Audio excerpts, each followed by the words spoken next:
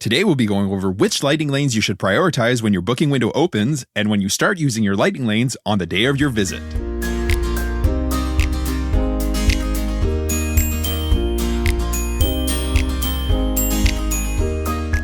Hello and welcome to the Let's Go to Disney podcast. I'm Oliver. And I'm Lucy. Today is Sunday, January 26th, and you're listening to episode 72, Lighting Lane Priorities for Each Park.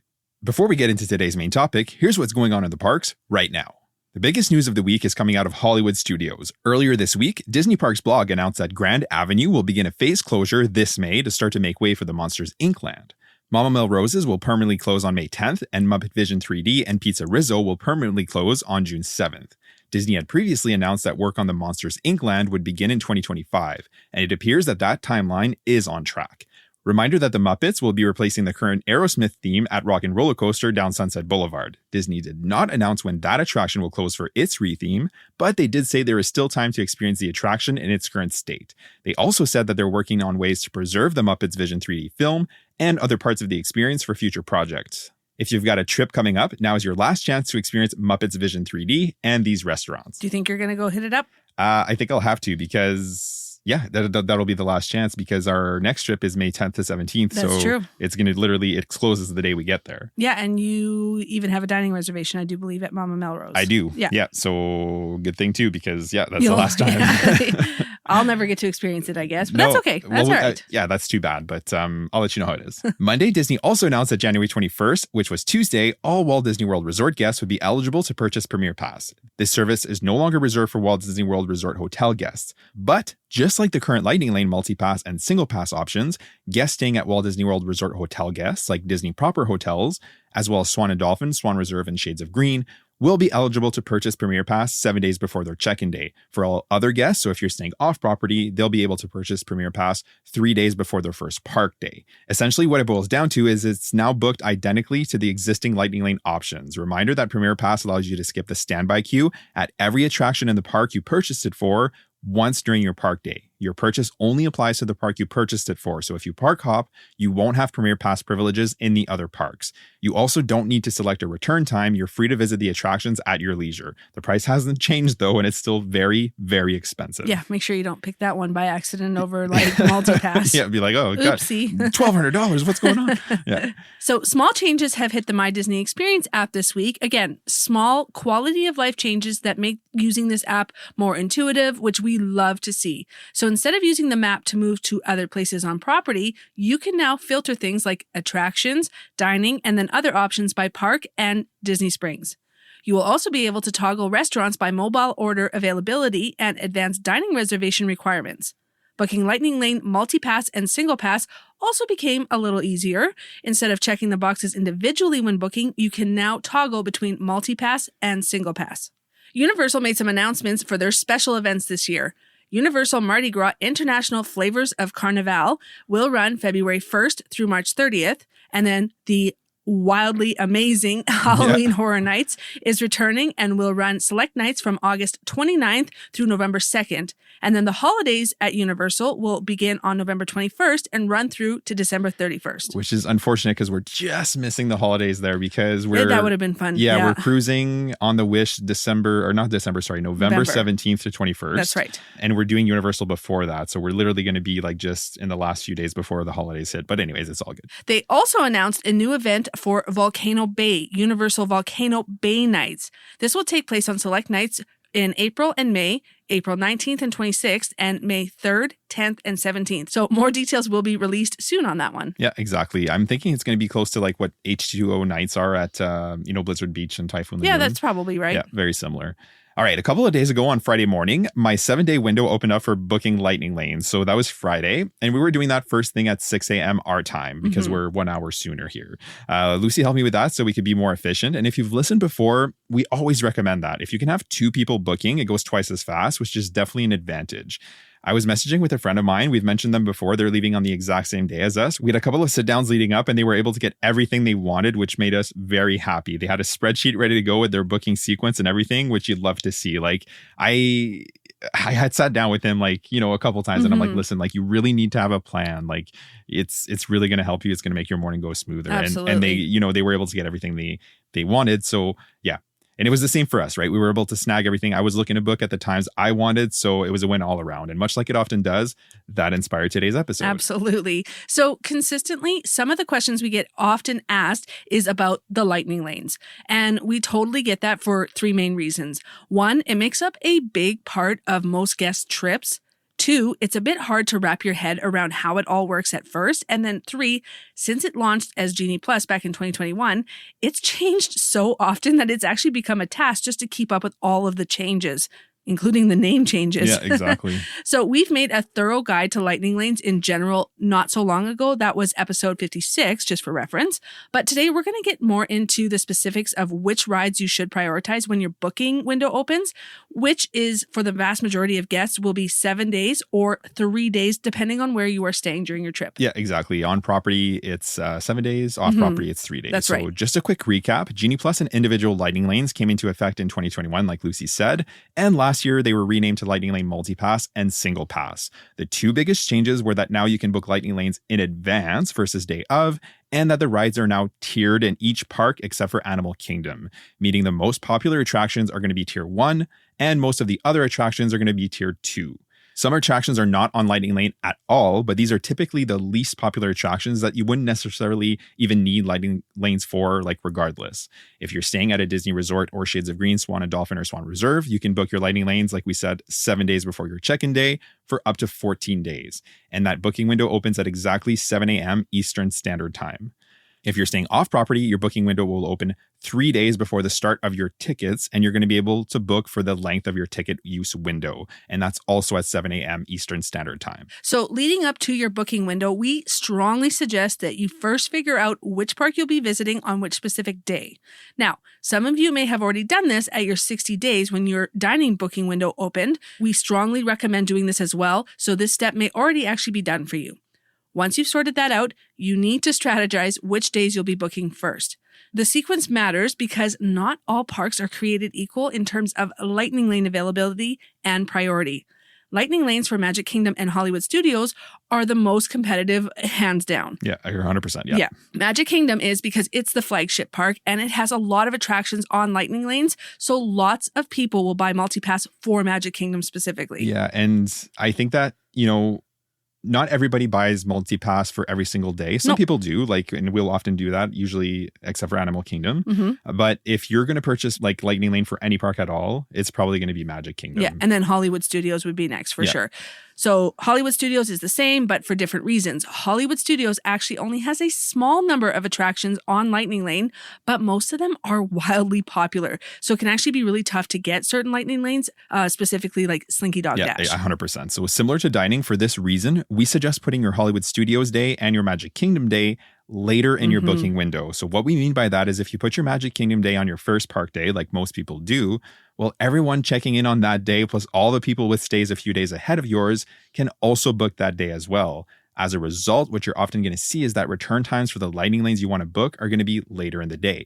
If you book later in your booking window, so putting your Magic Kingdom day on your last day, for example, only the people with stays overlapping yours will be able to book that day. This is a much smaller pool of people, meaning return times will almost certainly be a little to much earlier in the day. Generally speaking, Lightning Lanes are easier to get at Animal Kingdom and Epcot, and in reality, oftentimes we don't even recommend purchasing multipass for Animal Kingdom, and for Epcot, only during the busier times. This is especially true if you're arriving at either of these parks for early entry, because if you're efficient with your park strategy, you can hit all of the main attractions without Lightning Lanes. There is definitely a big caveat to this, which is that for many guests, this is that once in a lifetime or once every few years trip.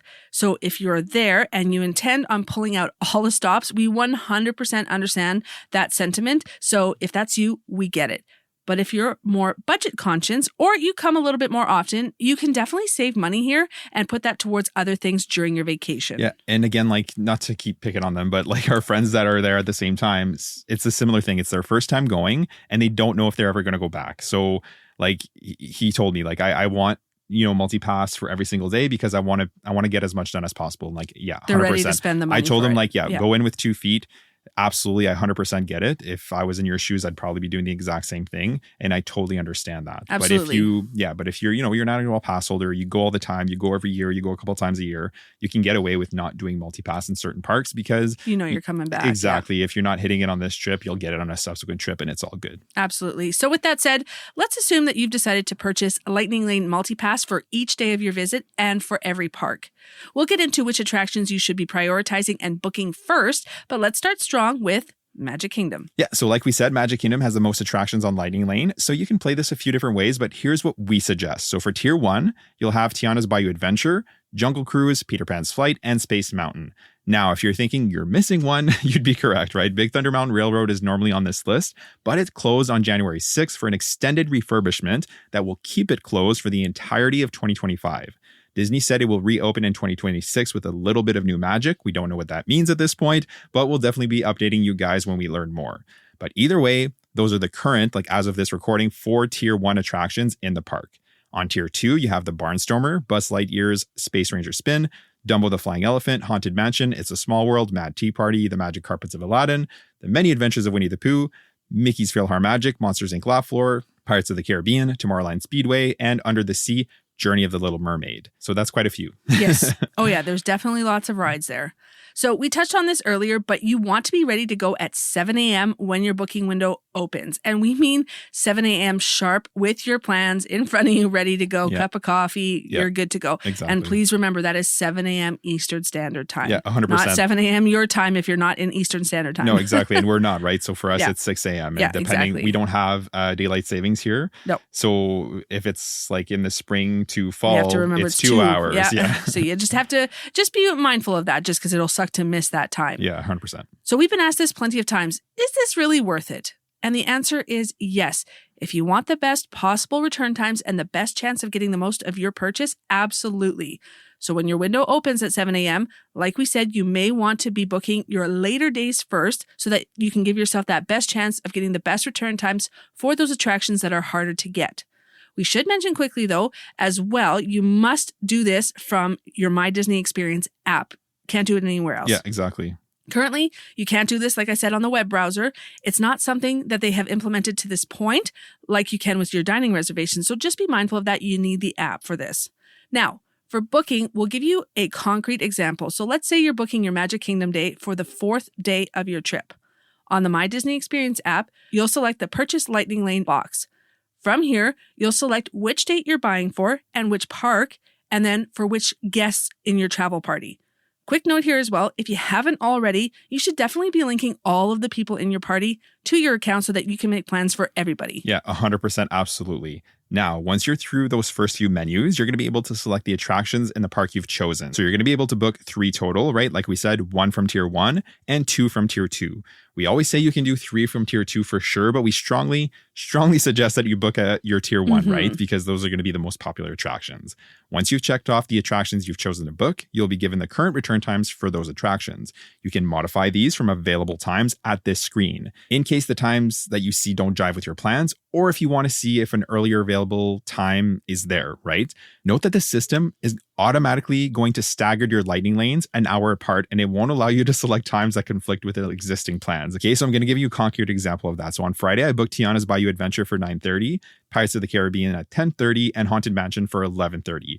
Those times were automatic. That's what it gave me. I tried to refresh Haunted Mansion to an earlier time, which was available, right? I was seeing a 9:05 time for Haunted Mansion, but the system wouldn't allow me to book it because it was too close to the Tiana time. And it's not just with lightning lanes. So I booked a Keys to the Kingdom tour for February 5th. And I purchased multi-pass for this day as well. It would not give me anything prior to 1 p.m. since the tour runs from 8 a.m. to about 1 p.m. And again, like another example, on my Hollywood Studios day, I have an 11 a.m. reservation for Topolino's and a 12:15 lighting lane for Tower of Terror. And I was trying to refresh for a 10:30 time, and I could see it, right? But it was too close to my Topolino's reservation and it wouldn't let me book it. So if that happens to you, you're seeing better times, but you can't book them, that's likely exactly what's happening, right? You either have a lightning lane or other plans that the system deems too close and it's just not going to allow you to book them. Yes. And now another caveat, I feel like we're saying this a lot, but it's true. Yeah. These kind of unwritten overlap restrictions don't really apply to the day of your actual visit. Meaning, if you are making and modifying lightning lanes on the actual day, you'll actually be able to overlap plans and make plans much closer to the other plans, which is hugely helpful. Yeah, 100%. So don't be too discouraged. That's something that we get asked a lot when people start booking their lightning lanes. Will I have time to get from place to place? And the short answer for lightning lanes is yes. For example, if you have lightning lanes that overlap by as much as like 40 minutes, you have a full hour window for that, even if the rides are nowhere near each other.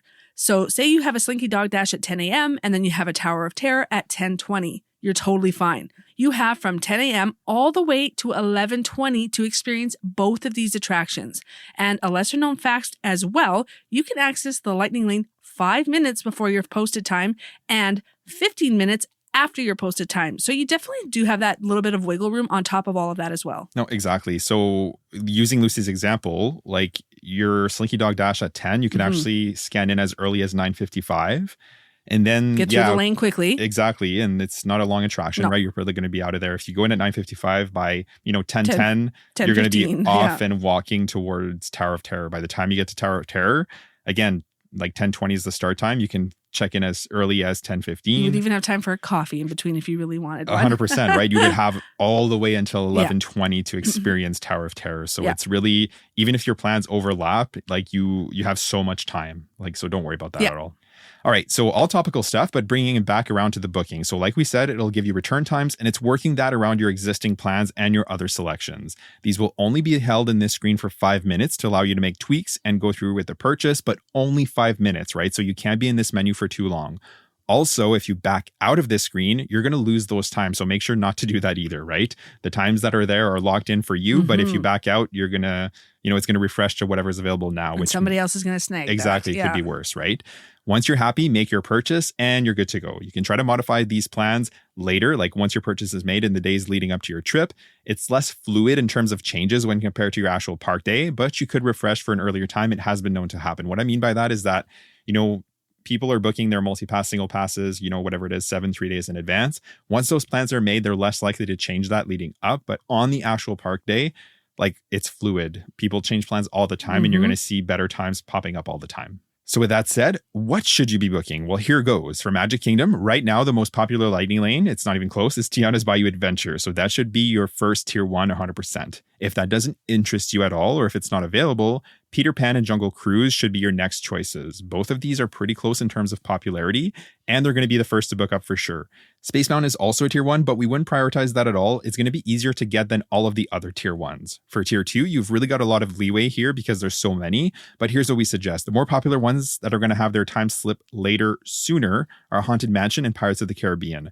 Other good choices would be Buzz Lightyear Space Ranger Spin and The Many Adventures of Winnie the Pooh. The others are typically going to hang around much longer, and you'll generally have no issues booking these on the day of your visit well into the evening hours when you start redeeming lightning lanes. So when it comes to priorities during your actual visit, here are a few things to keep in mind. One of your return times for your first 3 picks should be as early as possible in the day, and ideally all 3 of them should be as early as possible. This is because as soon as you use your first selection, you'll be able to select another one right away. Not only that, but tiers no longer matter at this point, so once you start using lightning lanes on the day of your visit, tier 1, tier 2 doesn't matter, you can start picking. So meaning if you booked a Tiana's, Haunted Mansion, and Pirates, and your return time for Haunted Mansion was at 9:45, well, as soon as you scan into Haunted Mansion, you'll not only be eligible to select your next attraction, but this can now be any attraction, including the tier 1s. Meaning, even though you redeemed a tier 2, you can book a tier 1 pending availability. So say you're able to snag a Peter Pan's flight for 3 p.m., for example, then say you redeem Pirates of the Caribbean at 10 a.m., well, now you can book Jungle Cruise or any other attraction. So be mindful that times for Peter Pan and Jungle Cruise tend to slip much later in the day and eventually will become completely unavailable to book altogether. So you should definitely prioritize these when you start to use your lightning lanes. Yes, agreed 100%. And always remember, refresh, right? So if your time 100%. So if your return time is initially really late, so using our earlier example, like Lucy was just saying, say you redeem Haunted Mansion at 9:45 and you want to book Peter Pan next, but the return time is 8:30 p.m. book it, right? But you don't have to settle for that. You can go into your selection, select modify, and refresh that screen for a better time. The earlier you can make each subsequent pick, the sooner you're going to be writing those attractions, and then the sooner you're going to be booking your next selections. If you're able to do that like consistently throughout the day, you're going to find that you get great success in getting a lot done and feeling like you're getting, a lot out of your purchase. Now, caveat to that, right? So we're not suggesting you spend your whole day with your nose buried in your phone, right? That's not what we're saying. That's not like a enjoyable park experience. But if you're going to be like waiting in line, or you're waiting for your kids to finish their meal, or you have a few minutes of downtime, whip out your phone and refresh for a few minutes and magic can happen, right? We can attest to that 100%. We've often had great success doing this. And another quick note before we move parks here is Lightning Lane single pass. So you're going to notice we didn't mention these at all up to this point. So if you're wondering why we haven't mentioned, Tron or Seven Dwarfs Mine Train, there's two reasons for that. One, they're not on multi-pass, right? So just to be clear, if you want to skip the line for these, you're going to have to book single passes for those attractions. And two, they're typically much easier to get than the most popular Lightning Lanes. So what I mean by that is that it's easier to book like a single pass for, Seven Dwarfs Mine Train at 3 p.m. or whatever, than it is to try to snag a Lightning Lane for Tiana's, at 7, 3 days, or God forbid on the day of your visit. Yeah. And we always tend to rope drop Seven Dwarfs Mine Train. Yes, 100%. So we hardly ever buy a single unless for some reason it wasn't open at rope drop and we want the kids to be able to ride it. Then we'll buy it. Might snag it. Yeah. Midday kind of thing. Yeah. Because then their wait times are usually consistently pretty high throughout the day. Yeah. And that brings up a good point too. Something we didn't mention is that the single passes will also sell out. So sometimes it'll look like they're no longer available, but if you refresh, sometimes you're going to be able to snag one. One's going to come. It's happened to us with Guardians on several occasions. Yeah, exactly. So having said that, one thing we haven't mentioned yet is that if you're booking your Lightning Lanes ahead of time, you can book only one day at a time, meaning only one day per transaction. So let's say you're at Disney from February 1st to 7th. If you want to buy multi-pass for every day of your stay, you'd have to book one day, process that transaction, and then when that's done, you move on to your next day of booking, and then so on and so forth. The days don't have to be booked in order or consecutive order, but they are booked individually from each other. So having said that, you can book single passes in the same transaction as your multi-pass for the same day. So say you're booking multi-pass for Tiana's, Pirates of the Caribbean, and Haunted Mansion. You can also purchase single passes for Seven Dwarfs Mine Train or Tron, or both in that same transaction, as long as it's on the same day. Another thing to keep in mind here as well is if you have park hopper tickets or you're an annual pass holder, you can book Lightning Lane single passes for your second park as well. Note that you are limited to 2 Lightning Lane single passes purchases across property per day. So if you bought single passes for Seven Dwarfs Mine Train and Tron, you will not be able to purchase a single pass for Guardians, for example, since you've already purchased 2. Also, while your first 3 selections for multi-pass must be in the park you purchased multi-pass for, your 4th selection, once you've used your first one on your park day, can be anywhere on property. So you can start booking for your next park as soon as you start redeeming your Lightning Lanes on the day of your visit. All right, now let's move on to Hollywood Studios. So like we said, it's definitely worth purchasing Lightning Lane Multipass for Hollywood Studios. Yes. For Tier 1 in this park, you've got Mickey and Minnie's Runaway Railway, Millennium Falcon Smuggler's Run, Rock and Roller Coaster starring Aerosmith, and Slinky Dog Dash. For Tier 2, you've got Alien Swirling Saucers, Beauty and the Beast live on stage, Disney Junior Play and Dance, for the first time in forever, a Frozen sing-along celebration, Indiana Jones's Epic Stunt Spectacular, and for a little while longer, Muppet Vision 3D. Star Tours, The Twilight Zone Tower of Terror. Which should be a Tier 1 in my opinion. Yeah, 100%. And Toy Story Mania. So for booking priority, Tier 1, Slinky Dog Dash. Okay, that should be your first pick and it's not even close. If you're thinking, well, I'd much rather ride Mickey and Minnie's Runaway Railway or Rock and Roller Coaster, we get that. But hear us out. If you intend on riding Slinky Dog Dash at any point in the day, you should 100% be booking that first, and here's why. For one, it's going to be the Lightning Lane that'll book up first, like much before any other attraction in the park. Again, it's not close. Not only that, but Slinky Dog will have a long wait all day, okay? And that wait is in the heat and sun for the most part. No portion of that queue is indoors, okay? So it's really good pick for your first attraction. Absolutely. I agree 100%. It's always our first pick for sure. And if we are with the kids, we're rope dropping it too so that we can ride it twice. Exactly. If you're not interested in Slinky Dog at all, like you don't intend to ride it at any point during the day, then it's either Mickey and Minnie's Runaway Railway or Rock and Roller Coaster. Return times for these tend to mirror each other fairly closely throughout the day. Smuggler's Run would definitely be our last priority. It'll hang around a lot longer than the others for the most part. Again, Slinky Dog, I realize it's not the most appealing for everybody, but if you plan on riding it and you wait, you may not be able to book it at all. But you can almost be guaranteed you'll be able to book the others no problem during your park day. Yeah, agreed. So for the tier 2s, again, you've got 2 here that stand out way among the others, and that is Tower of Terror and Toy Story Mania. These are the most popular of the tier 2, and they will definitely be the first to book up for sure. They are definitely worth doing during your park day. Yeah, agreed 100%. Like Tower of Terror is ultimate. One of, if not our favorite ride in that Absolutely. park. Well, Rise of the Resistance, but that's a single pass. Yeah. But yeah, 100%. That should be your top one. Yeah. After that, for tier 2s, these will typically be available pretty much regularly throughout the day. So it becomes taster's choice after that. One thing we will mention, though, is if you intend on booking any of the shows like Indiana Jones or Frozen, the shows will end for the day in the late afternoon. If you're not seeing later times in the day, that is why. Yeah, 100%. Like the show times will not happen late in the evening. Exactly. So yeah, if you know it's like 8 p.m. and you're like, well, why can't I book a Indiana Jones? It's because the last show has already happened. Yeah. And like once Monsters Inc. Land opens up, that's going to change everything too with the tiering system and whatnot. Well, for sure. Because there's going to, whatever attraction is there, like the suspended coaster, that's going to be a single pass and probably a virtual Each queue. park is going to get one heck of a shake up with all the new things coming up. Yeah, so. it's going to shake up. Maybe not Epcot. Well, what I think is going to end up happening is that the rides that are currently either on virtual queue or single pass are going to go to multi-pass. And then those new attractions are going to make up, the eventual virtual queues and single passes. Yeah, and even like Animal Kingdom might have to eventually go to a tier system with the new space that's going to open up eventually. Yeah, because there's going to be 3 new attractions in... It'll be exciting. Yeah, in the Encanto theme land. So yeah, it's definitely going to change the landscape. So when it comes to putting this in practice on the day of your visit, again, we suggest booking Slinky Dog first, like Lucy said, and then Tower of Terror and Toy Story Mania. Again, you should aim to have one of these booked as early in the day as possible, and all 3 ideally. Using an example for this park, say you were able to book Slinky Dog Dash at noon, Toy Story Mania for 9:50 a.m., and Tower of Terror for 10:50 a.m. As soon as you scan into Toy Story Mania, you could book Mickey and Minnie's Runaway Railway, which is what we suggest. Then as soon as you scan into Tower of Terror, you could book Rock and Roller Coaster and Smuggler's Run from there, and so on, right? Again, it's best to book the most popular attractions earlier in the day and refreshing for better times, because the later you wait in the day to book these, the later return times will be until they're just no longer available to book like at all, right? So as you can see, it's a much smaller list for Hollywood Studios, and it is competitive. So going in with a good strategy is key to getting the most out of your multi-pass purchase for this park. And again, like we haven't talked about single passes for this park. For this park, it's Rise of the Resistance, right? So you can rope drop Rise. That's definitely an option. Lots of people do that. Yeah, and lots of people do that.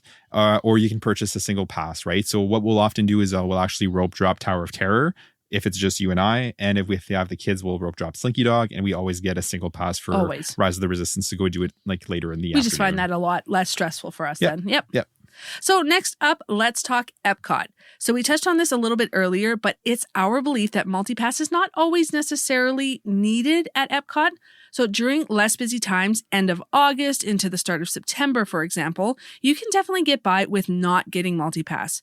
We go around that time fairly regularly, and we find that we're able to get to Remy's, Frozen, and Test Track when it is going to be reopened or when it was open, done in the first hour and a half or so of park opening. And then the other attractions, for the most part, have really low wait times throughout the day. So having said that, during moderately busy or just downright busy times, wait times do tend to get quite high. So it can definitely be worth it to get multipass during those times. Again, only you will know what's best for you, but it's just something to consider for sure. Yeah, agreed 100%. So for tier 1 at Epcot, you've got Frozen Ever After, Remy's Ratatouille Adventure, Soarin' Around the World, and when it's open, Test Track.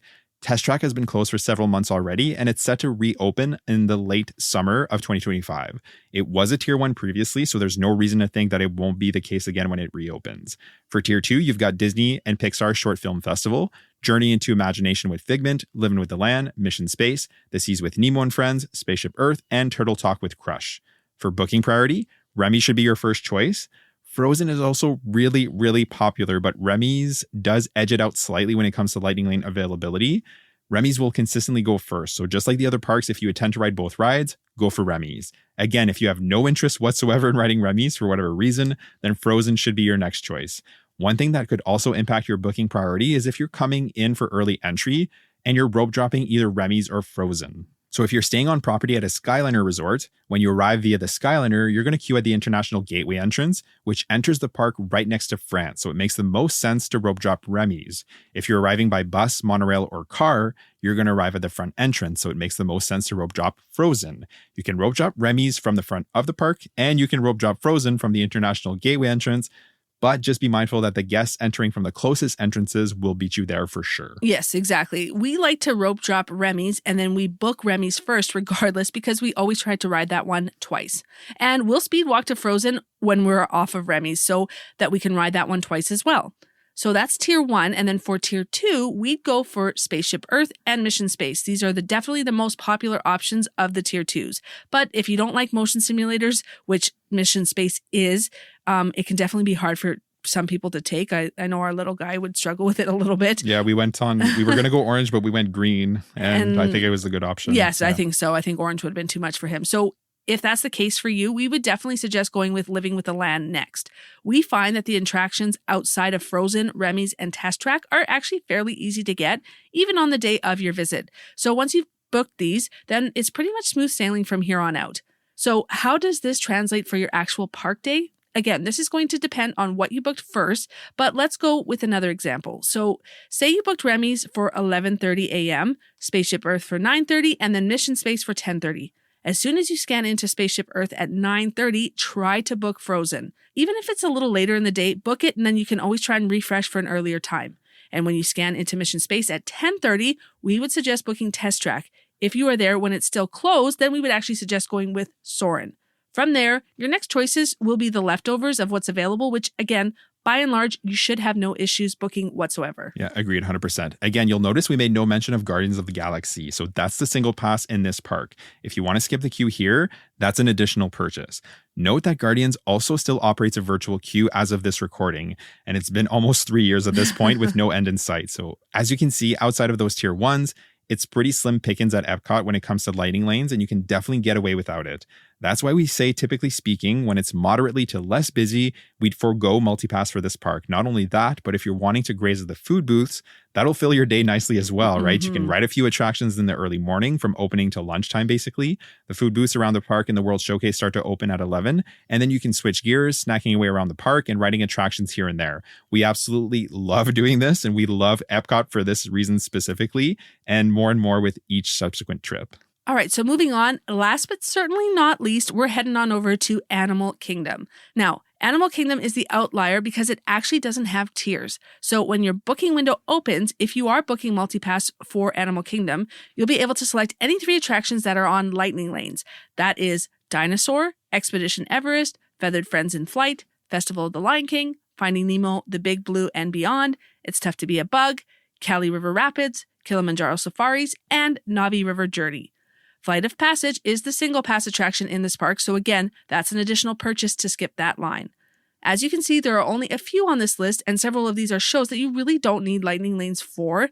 That's not because of the caliber of the shows, don't get us wrong. Festival of the Lion King and Finding Nemo, The Big Blue and Beyond are both amazing shows, but you can get seats for these pretty much no problem without lightning lane.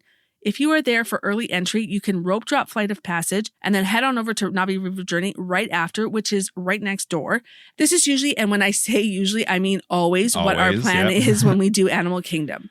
From here, we'll head on over to Kilimanjaro Safaris, and then after that, we loop around to Expedition Everest and then on to Dinosaur from there. You can get all of these done before lunch with minimal waits.